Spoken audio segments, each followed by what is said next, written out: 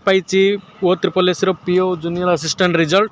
तुम मैंने देखिपर तुम O triple S official website को जाकि चेक कर तुम रिजल्ट इज आसी जाइए देखो पिला मैंने ओ ट्रिपल एस ऑफिशियल वेबसाइट अच्छी तौक स्क्रॉल कर तुमको देखी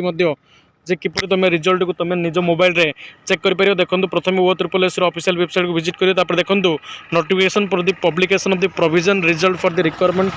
to the post of J junior assistant and PO under the sorry CRE 2023 for Malkangiri district आगुरी जानते हो तुम